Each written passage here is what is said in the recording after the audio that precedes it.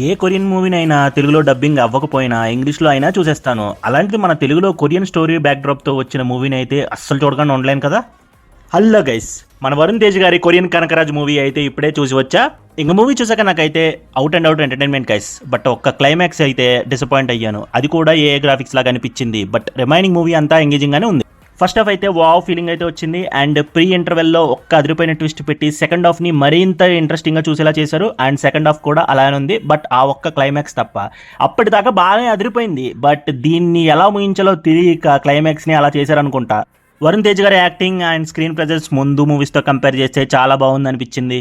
Movie story already trailer చూసిన వాళ్ళకి అర్థమవుతుంది. ఇది ఒక horror comedy and action thriller movie అని. హర్రర్ అయితే అంతేమనిపించలేదు. బట్ ఫస్ట్ హాఫ్లో 2 to 3 ఫైట్ సీన్స్, అందులో జర్క్ సీన్లు పెడితే బాగానే వర్కౌట్ అయింది అనిపించింది. ఎస్పెషల్లీ సత్య గారి ఆర్గానిక్ కామెడీ టైమింగ్ అయితే నెక్స్ట్ లెవెల్లో ఉంది. అండ్ నేనైతే థియేటర్లో పడి నవ్వుకున్నా. అండ్ రిమైనింగ్ యాక్టర్స్ అందరూ సునీల్ గారు, వీటి గణేష్ గారు, బుల్ రాజు అండ్ మురళీధర్ గారు కామెడీ మూవీకి మరింత అడ్వాంటేజ్ అయిందని చెప్పాలి. అండ్ కొరియన్ యాక్టర్స్ అందరూ పర్లేదు, కానీ అందులో విలన్ రోల్లో యాక్ట్ చేసిన ఆయన పర్ఫార్మెన్స్ అయితే కేక. కొంచెం కొరియన్ అమ్మాయిలా అనిపించే హీరోయిన్ రితికా గారి యాక్టింగ్ అయితే ఇంప్రెసివ్. తమన్ గారి బీజిఎం అయితే రొటీన్, కానీ కొరియన్ మిక్సింగ్ మ్యూజిక్ అయితే బాగుంది. అండ్ సాంగ్స్ అయితే పర్లేదు.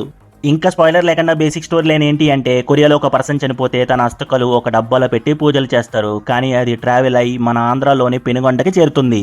అయితే అదే ఊర్లో ఉన్న Varun Tej as Kanakaraju and Sunil as Changareddy దగ్గర అప్పు చేస్తే ఒక గొడవలో కనకరాజు అనుకోకుండా మందుని అస్థికలు ఉన్న వెజల్లో కలుపుకొని తాగేస్తాడు. ఆ తర్వాత అసలు కనకరాజు బాడీలోకి దూరిన ఆ ఆత్మ ఎవరిది, అది కొరియాలోని ఏ ఇంపార్టెంట్ పర్సన్ది, తనను చంపింది ఎవరు, అండ్ దాని వెనక ఉంది ఎవరు, కనకరాజు కొరియాకి వెళ్లాల్సిన మోటో ఏంటి, అండ్ వాళ్ళు కొరియాకి వెళ్ళిన పని పూర్తి అయ్యి తిరిగి వచ్చారా లేదా అని తెలియాలి అంటే మూవీలో చూసేయండి గాయస్.